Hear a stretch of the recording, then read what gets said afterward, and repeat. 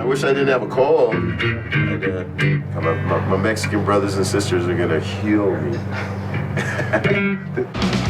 Mexico City was one of those truly special residencies. It was unbelievable. I think it will go down in everyone's memory bank as one of the most special times in Metallica's history.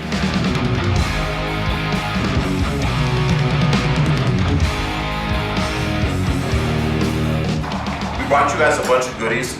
We have about, I don't know how many pages of storyboards. This is essentially the narrative.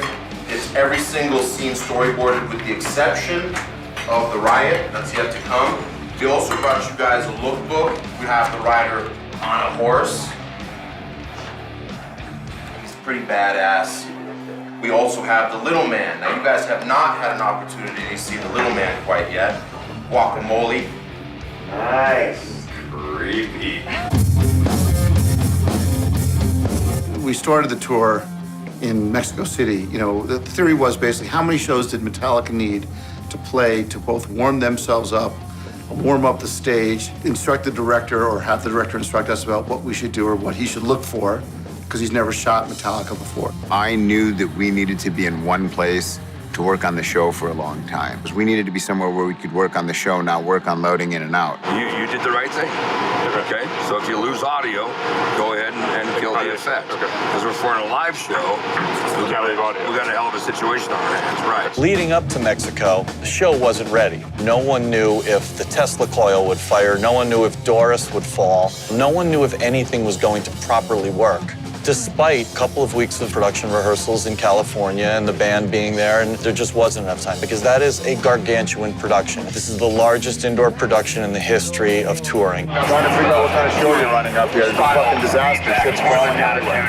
I'm going to start killing people who tell me that 3D is the complicated part of this. The hard part here is the size of this stage. It begs big, profane words.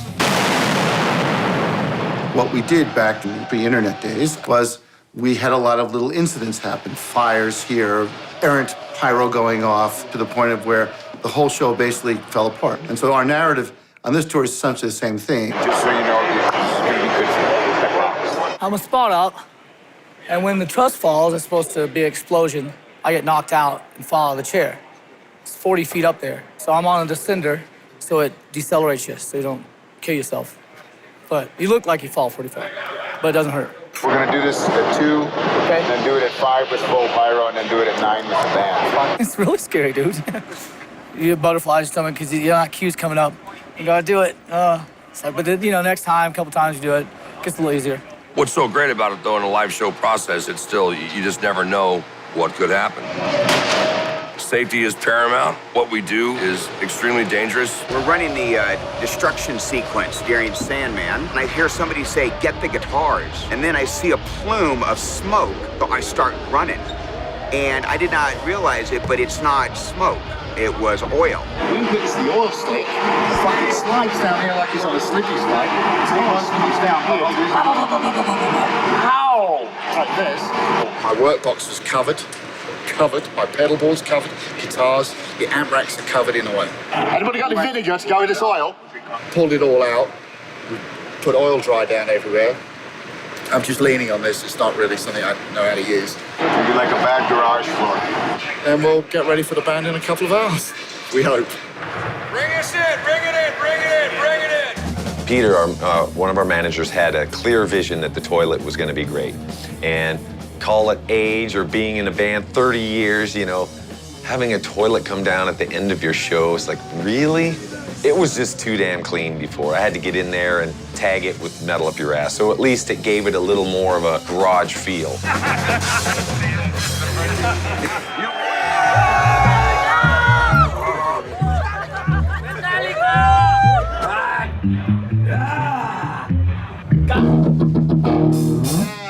El Diablo Gato.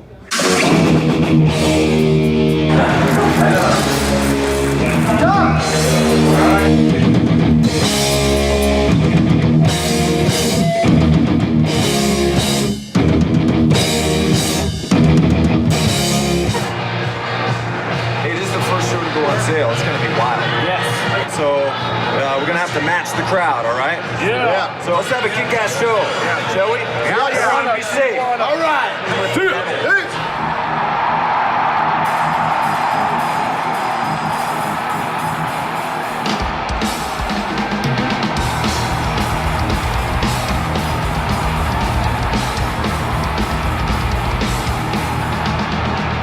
It was great, man. It was like driving a new car that you've never driven. You've stared at it for like weeks now and haven't been able to like actually get into it. But tonight was the night where we were actually able to like get into the vehicle and drive it. And it was fantastic.